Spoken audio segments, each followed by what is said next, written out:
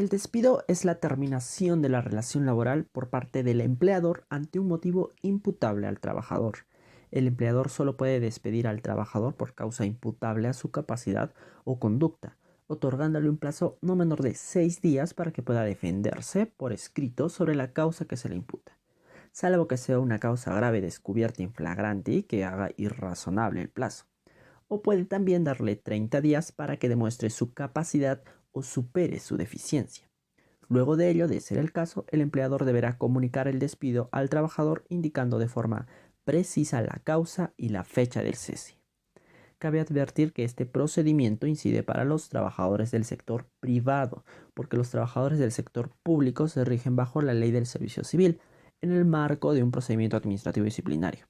Y sobre ello ya existe una serie de videos en este canal, puedes acceder a ellos haciendo clic en la etiqueta de acá arriba. Pero también puede ser que el despido no se ajuste a ley, y para estudiar estos tipos de despido lo haremos a través de un recuento histórico.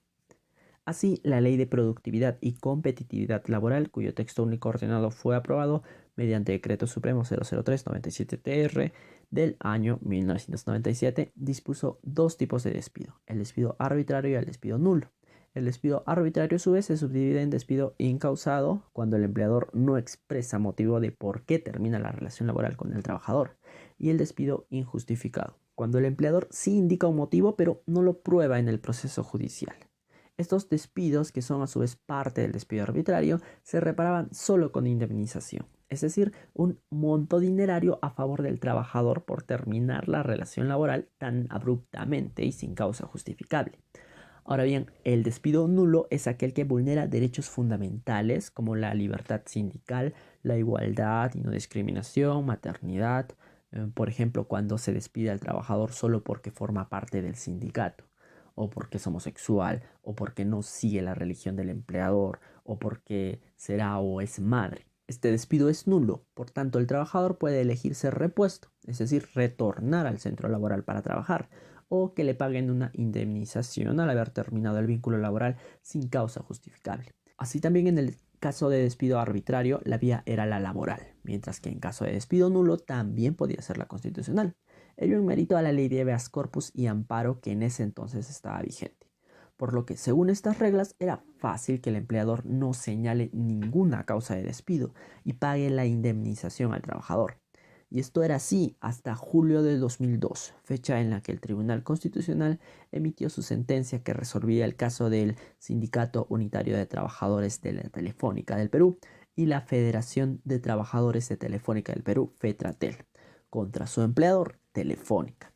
El Tribunal Constitucional señaló que la norma legal que disponía la indemnización frente al despido arbitrario era inconstitucional, puesto que la Constitución señala que debe haber una adecuada protección contra el despido arbitrario.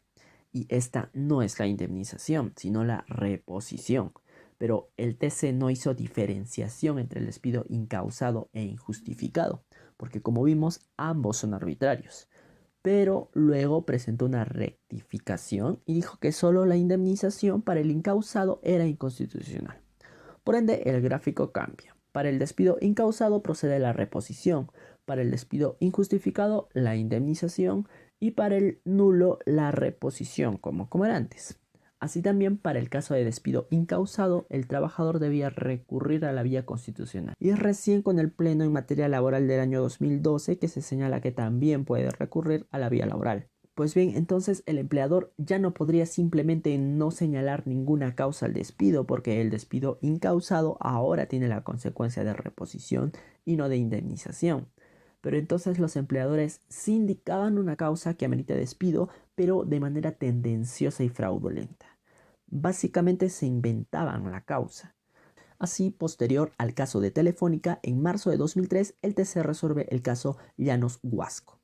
A través de esa sentencia sale a la luz otro tipo de despido, el despido fraudulento, que se da cuando se despide al trabajador de manera contraria a la verdad.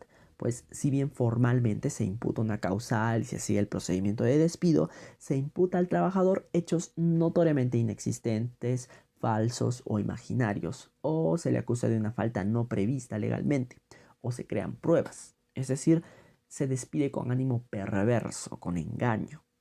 Así, este tipo de despido trae como consecuencia la reposición o la indemnización, lo que elige el trabajador. Asimismo, la vía sería la laboral o constitucional, también a elección del trabajador. Ello porque hasta entonces estaba vigente la ley de habeas corpus y amparo, que tenía un espíritu optativo por estas vías. Sin embargo, en el año 2005 entró en vigencia el Código Procesal Constitucional, derogando la ley de habeas corpus y amparo.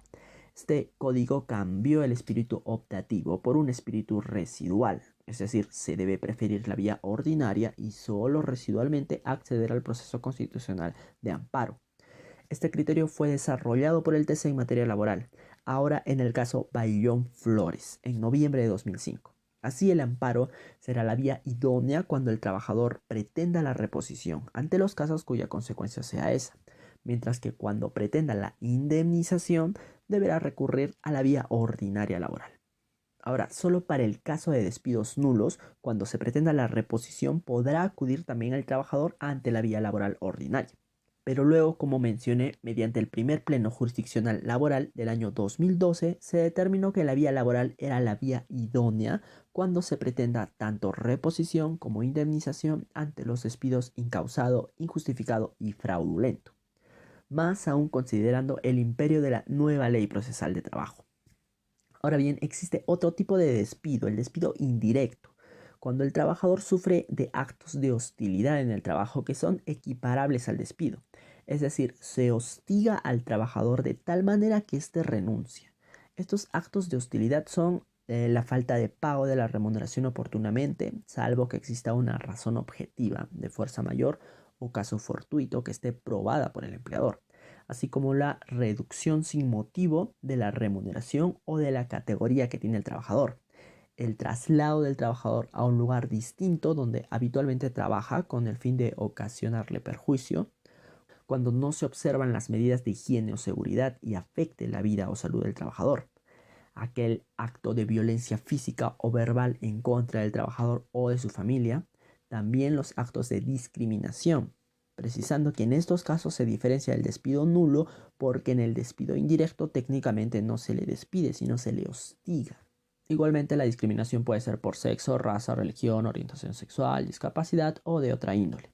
También los actos contra la moral constituyen actos de hostilidad, y cuando el empleador no modifica las condiciones del lugar de trabajo injustificadamente, esto para los trabajadores con discapacidad. En todos estos casos, el trabajador deberá pedir al empleador una respuesta, llamada descargo, frente al acto de hostilidad imputado, o pedirle que enmiende su conducta, en un plazo razonable no mayor a 6 días.